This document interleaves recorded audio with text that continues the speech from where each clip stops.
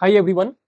কেলগসের multigrain chocos, যেটাকে Kellogg's generally বাচ্চাদের breakfast food হিসাবে প্রমোট করে, সেটার এই অ্যাডভার্টাইজমেন্টটা আগে দেখে নিন। দেখার পর এটা নিয়ে কিছু কথা আপনাদের সাথে শেয়ার করছি।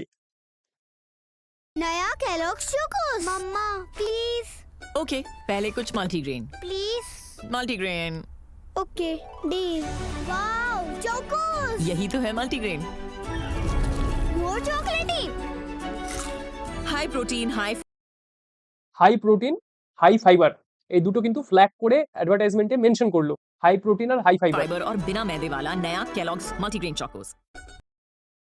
তো এবার আমরা দেখে নিই, এই যে কেলগস ক্লেম করছে যে এই মাল্টিগ্রেন চকোসটা হাই প্রোটিন আর হাই ফাইবারের সোর্স, এটা কি আদৌ তাই? তো চলে যাচ্ছি কেলগসের যেটা অফিসিয়াল ওয়েবসাইট, সেখানে সেখানে এই যে কেলগস মাল্টিগ্রেন চকোস, এই যে কেলগস মাল্টিগ্রেন চকোস, এটারই এখানে পুরো ডিটেল দেওয়া আছে। তো যেটা নিউট্রিশনাল ইনফরমেশন, সেটাতে চলে গেলাম। নিউট্রিশন ইনফরমেশন, তো এটা হচ্ছে কেলগসের ওয়েবসাইট থেকে পাওয়া এদের মাল্টিগ্রেন চকোজের যে নিউট্রিশনাল ইনফরমেশন। এখানে সবচেয়ে হাস্যকর যেটা ব্যাপার, সেটা হলো লাস্টের যে কলামটা, এই যে একেবারে ডিপ ব্রাউন কালারের যে কলামটা, এই কলামটা বানানো হয়েছে পার 30 গ্রাম চকোস, আর তার সাথে 200 ml গরুর দুধ, কাউজ মিল্ক যদি কেউ খায়, তাহলে সেটা থেকে কতটা নিউট্রিশনাল ভ্যালু সে পাবে।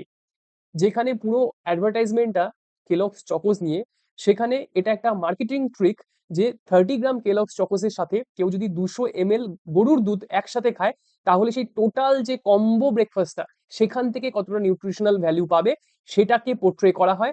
আর সেটা দেখে যে কেউ ইজিলি ভাবতে পারে এখানে যে ভ্যালুগুলো আছে, সেই ভ্যালুগুলো একটা, যেহেতু 200 ml মিল্কে যে ক্যালসিয়াম, যে প্রোটিন, যে ফাইবার থাকে, সেগুলো এর মধ্যে অ্যাড হয়ে যাচ্ছে।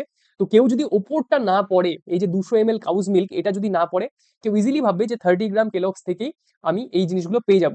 FSSAI এর গাইডলাইন অনুযায়ী কোনো খাবারকে রিচ ইন ডায়েটারি ফাইবার বা হাই ফাইবার ডায়েট তখনই বলা যায় যদি সেই খাবারের 100 গ্রামের মধ্যে অ্যাটলিস্ট 6 গ্রাম, 6 গ্রাম ডায়েটারি ফাইবার থাকে। তো এখানে আমরা কি দেখতে পাচ্ছি, ডায়েটারি ফাইবার আছে 7 গ্রাম, মানে জাস্ট 1 গ্রাম বেশি।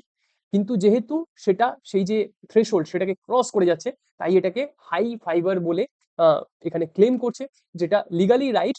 বাট অ্যাকচুয়ালি যদি আমরা বলি, তাহলে যেটা একেবারে যেটা মার্জিনাল ভ্যালু, সেটাকে জাস্ট বাই 1 গ্রাম ক্রস করেছে। আর হাই প্রোটিন যদি বলি, তাহলে ভেবে দেখুন, এটার যে মানে এই যে মাল্টিগ্রেন চকোসের প্যাকেটটা, তার 100 গ্রামের মধ্যে প্রোটিন আছে 9 গ্রাম।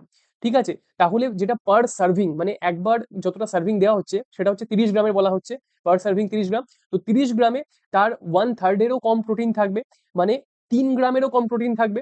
তো সেই 3 গ্রাম প্রোটিন কি একটা বাচ্চার জন্য হাই প্রোটিন বলা চলে? বলা চলে না।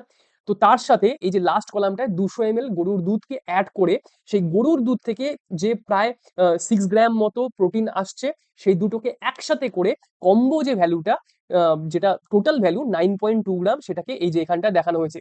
তো এখানে কেউ আমরা যদি একবারে দেখি, কোনো কিছু না পড়ি, আমাদের মনে হবে 9.2 গ্রাম প্রোটিন, কিন্তু অ্যাকচুয়ালি তার মধ্যে 6 গ্রাম কি তার থেকে বেশি প্রোটিন আসছে এই 200 ml গরুর দুধ থেকে। এখানে আরো একটা ইনফরমেশন যেটা খুব নোটিস করার মতো, সেটা হচ্ছে এখানে টোটাল সুগার যদি আমরা দেখি, সেটা হচ্ছে 27.5 গ্রাম। কত গ্রাম প্রোডাক্টের মধ্যে? 100 গ্রাম চকোজের মধ্যে 27.5 গ্রাম হচ্ছে সুগার। মানে একটা খাবার যেটার প্রায় 1/4, প্রায় 1/4 যে উপাদান, সেটাই কিন্তু সুগার। আর এতটা হাই সুগার কন্টেন্ট যদি কোনো খাবারে, বিশেষত ব্রেকফাস্টে থাকে, সেটা কিন্তু হেলথের জন্য কখনো ভালো হয় না। সুগার আমাদের সবসময় যত কম পারা যায় তত কম ইনটেক করা উচিত, এটা আমরা সবাই জানি। তো সেই হিসাবে আমরা যদি দেখি, 100 গ্রামের মধ্যে প্রায় 1/4 এখানে সুগার কন্টেন্ট, সেটা কিন্তু হেলথের জন্য ভালো না। তো এই যে লেভেলটা আমরা পড়লাম, নিউট্রিশনের লেভেলটা, তার থেকে আমরা অনেক ইনফরমেশন জানলাম, যেটা শুধুমাত্র ওই অ্যাড দেখে আমরা কোনোদিনও জানতে পারতাম না। তো এই ভিডিওটা যদি আপনাদের ইনফরমেটিভ মনে হয়ে থাকে, তাহলে অবশ্যই ভিডিওটা লাইক করুন, শেয়ার করুন, কমেন্ট করুন, চ্যানেলটা অবশ্যই সাবস্ক্রাইব করুন।